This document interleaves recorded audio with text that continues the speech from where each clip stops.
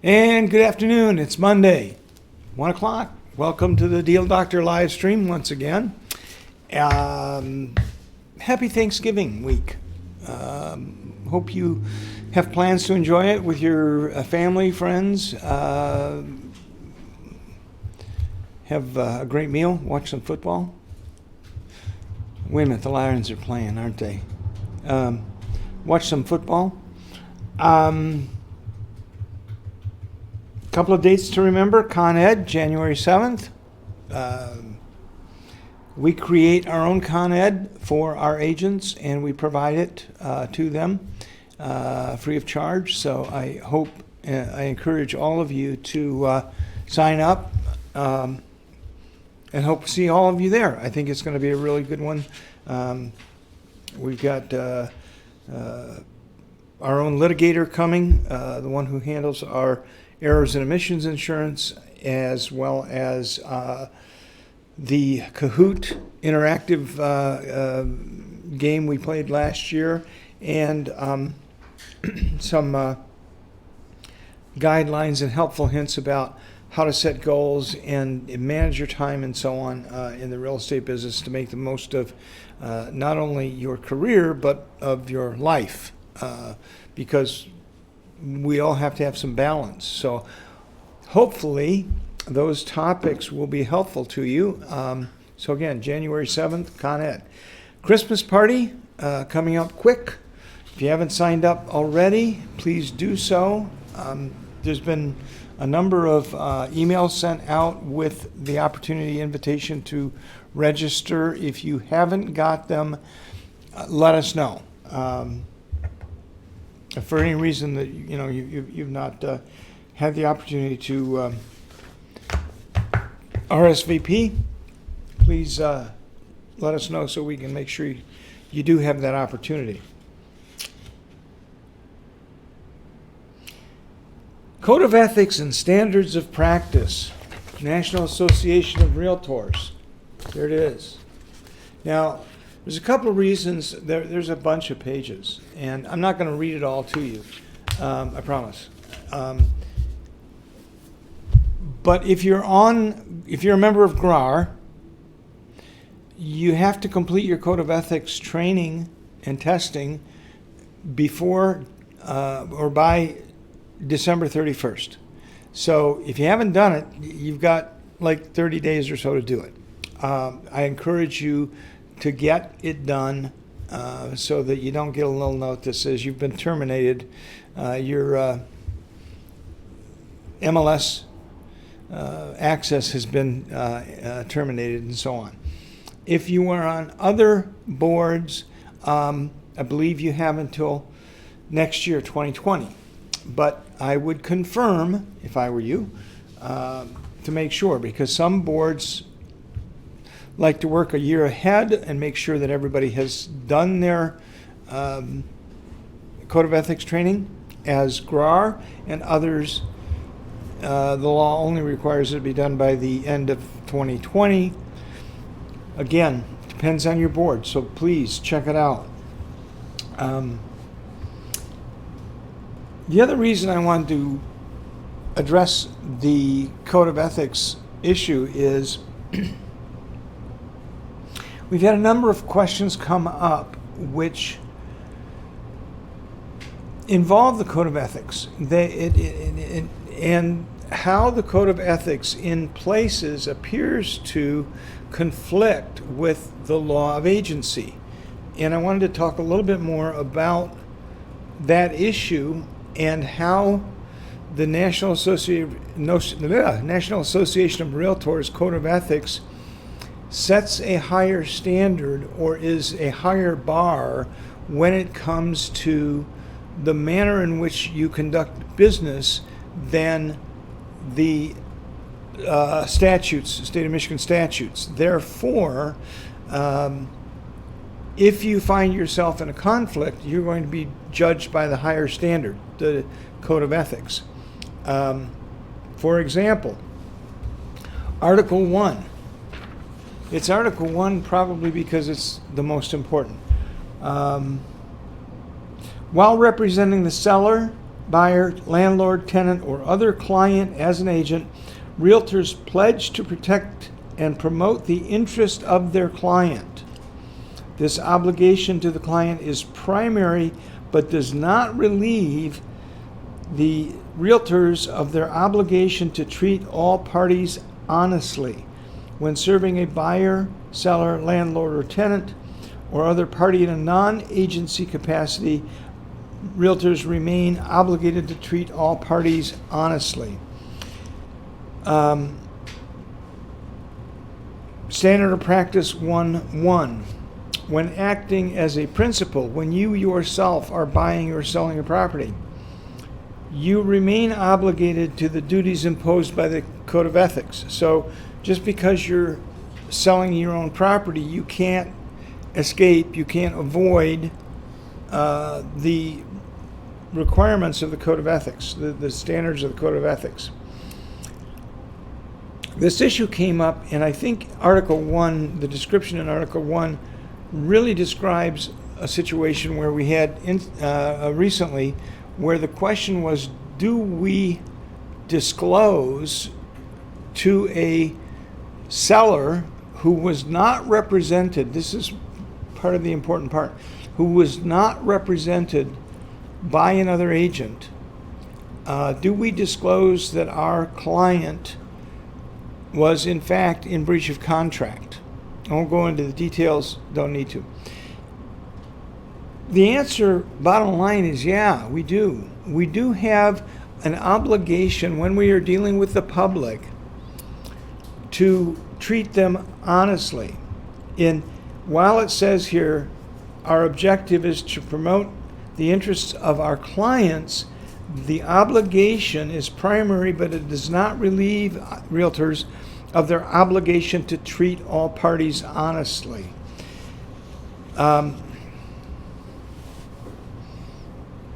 Withholding the information from a member of the public who doesn't know the questions to ask, who isn't protected by an agent, is probably very highly likely a violation of the National Association of Realtors Code of Ethics.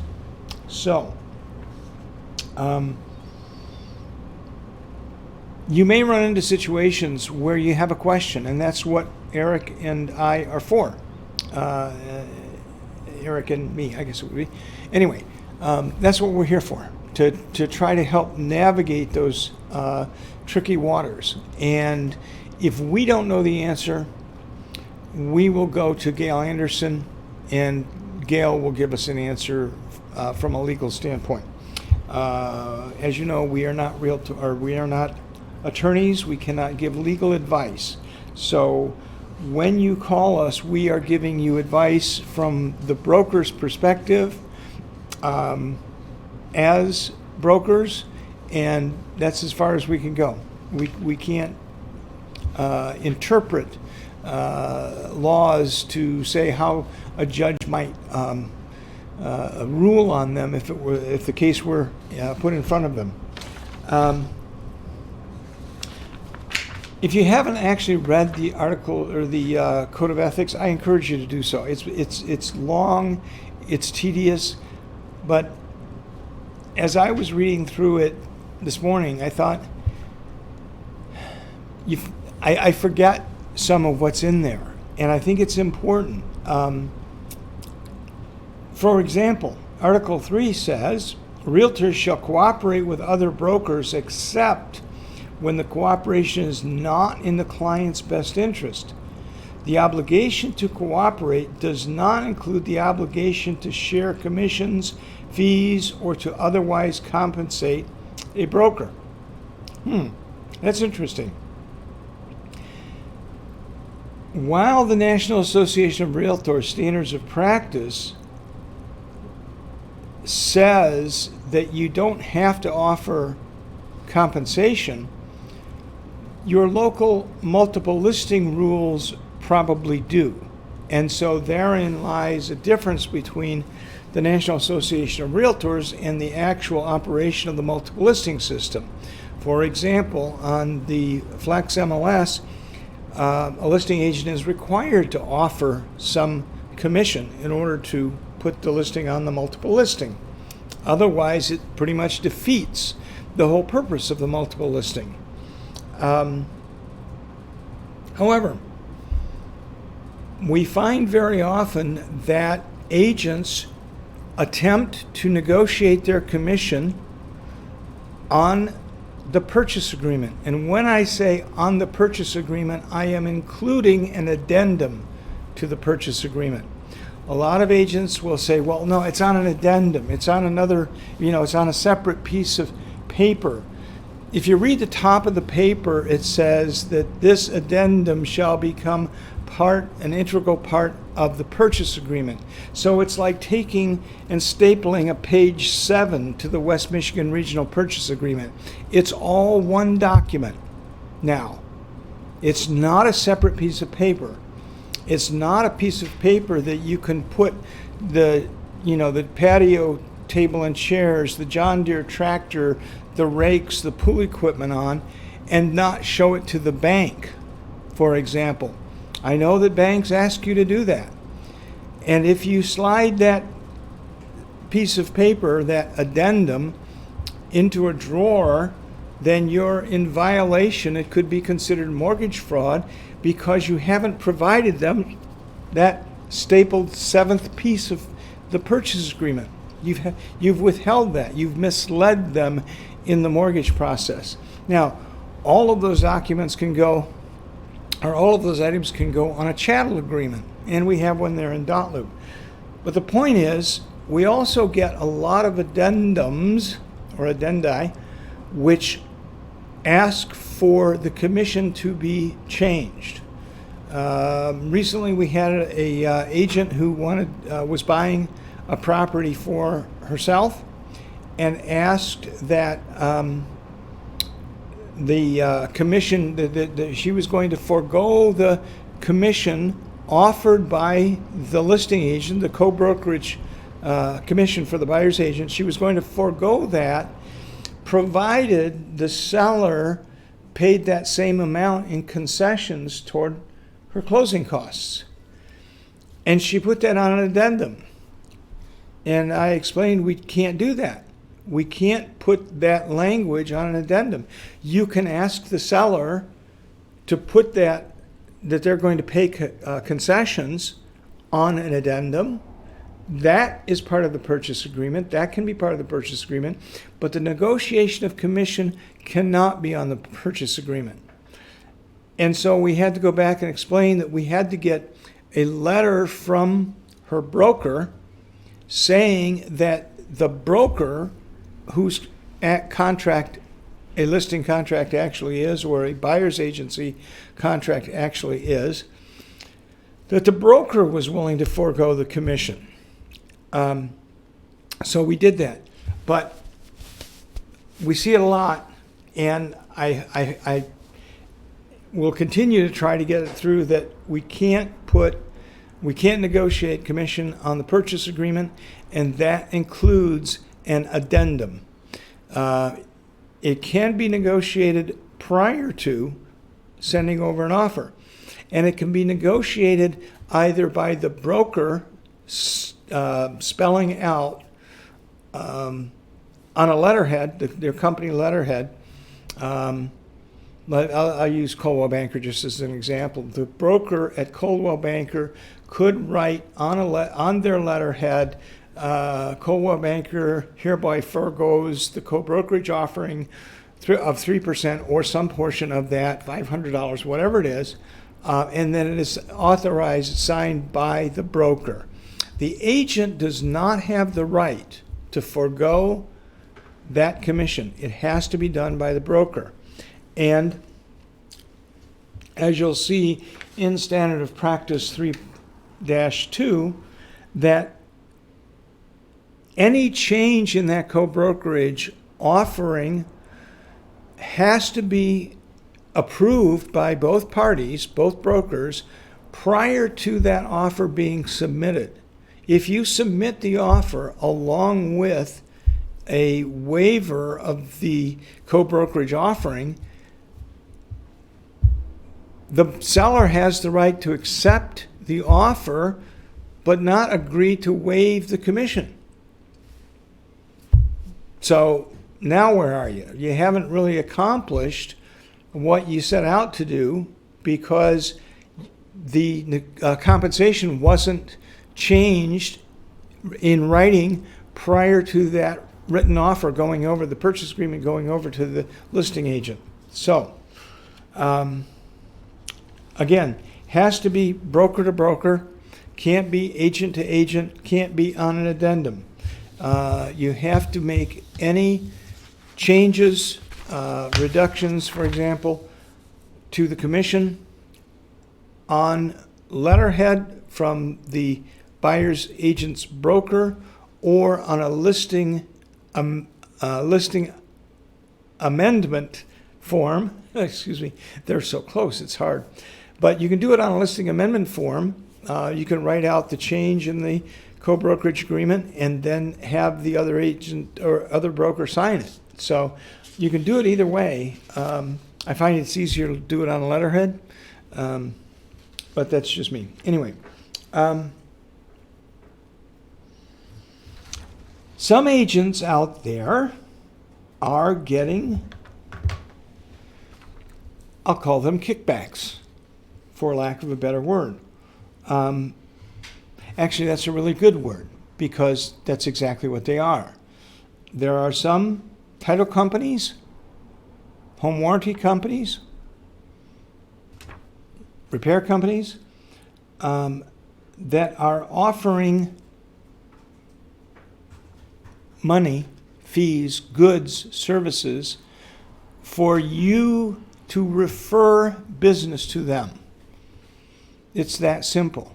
If you send them business, they will give you something of value. Number one, agents cannot be paid directly by anyone. It has to be paid through the broker. That's the law. It's that simple. I don't care if it's a $25 gift card. It's that simple. Agents can't give one another $25 gift cards for showing a house or opening a house up with a key box or holding an open house on a Sunday. They can't, that's illegal. You have to give it through the broker. That's the way the law is set up. But in addition to that, Article 6 says realtors shall not accept any commission, rebate, or profit or expenditures made for their client without the client's knowledge and consent. That is the purpose of the affiliated business disclosure, affiliated business arrangement disclosure. It specifically states that, for example, if you use Star Title as your title company, then 5 Star is going to get some financial benefit from that. If you use American Home Warranty, for example, and you get a $75 spiff for sending them their way, that better be on that affiliated business arrangement form. If you have an inspector who gives you a $50 gift card to go out to dinner, it better be on that affiliated business arrangement form. So, Article 6, right there. In a transaction, realtors shall not accept compensation from more than one party, even if permitted by law, without disclosure to all parties and the informed consent of the realtor's client or clients. So, again, this is essentially a reiteration of Article 6 and Article 7 saying you can't take money from multiple sources during a transaction without that client's consent, written consent. You have to get their approval before you start taking money for referrals to a home warranty company or a title company or anybody. Okay? Yeah, it's true. Article 10 deals a lot with fair housing, and what you can do and cannot do within the scope of fair housing. Realtors in their employment practices shall not discriminate against any person on the basis of race, color, religion, sex, handicap, familial status, national origin, sexual orientation, or gender identity. Now, that was amended in January of 14, according to this. I believe it's been updated since then. I pulled this off the internet this morning, so I believe it's been updated since then. You have to be very, very aware of what constitutes discrimination. Who are the protected classes? And you simply cannot discriminate against any of those in a real estate transaction. Realtors shall not print, distribute, or circulate any statement or advertising with respect to selling or renting a property that indicates any preference, limitations, or discrimination based on race, color, and so on and so forth. So, that's why when you're posting an ad on Facebook or someplace else, you have to be very careful about how you word it. And you can say it's close to elementary schools. But when you cross the line and say it's close to a elementary school, a faith-based elementary school, this particular, for example, Blessed Sacrament. Well, now you have an issue of discrimination based on religion. There's a case right now going on where a condo project denied a family because their bylaws said that you could have only 5 members of a family living in the condo. Well, this particular family had 6 or 7, and so they are taking this condo project to court to challenge this as a discrimination case based on their family size, and they will probably win. So be aware that when it comes to issues of discrimination, the folks down at Fair Housing, they don't play fun. They're very, very serious. Article 11. Wow. This is a really important one in my view. I'm going to read all of it.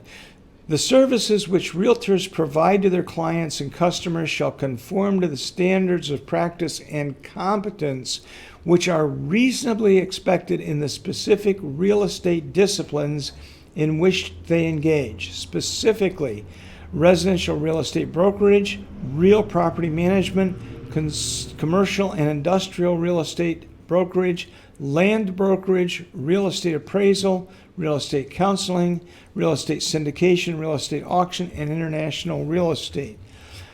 Realtors shall not undertake to provide specialized professional services regarding the type of property or service that is outside their field of competence unless they engage the assistance of one who is competent on such types of property or service, or unless the facts are fully disclosed to the client. Any persons engaged to provide assistance shall be so identified to the client, and their contribution to the assignment should be set forth. So, for all of those of you who call me and say, I have a commercial building a friend wants to sell, or I have a commercial piece of land, or I have a buyer who's looking for a commercial piece of land, before you call me, I would ask that you ask yourself, are you competent in that area of real estate? Do you have a level of competence in that level of in that particular arena of real estate? And if you don't, in my opinion, you don't have any business being there. Now, Eric and I can guide you as best we can, but ultimately, it would be wise, if you want to get into that area, if you want to get into commercial real estate, get a mentor. Find a mentor who can help you learn that area and be his or her apprentice, so you can learn and gain the expertise that is necessary to go into the business of commercial real estate, for example. But don't hold yourself out as an expert.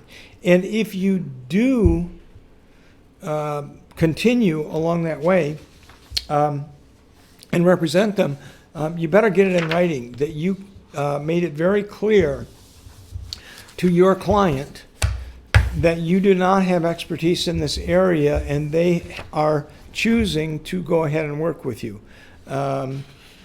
That's one area of the standards of practice that are going to be that will come back and bite you. I got just a few minutes here, and I do want to talk about dual agency one more time. Got a call, a number of calls. This one comes up every week, every single week.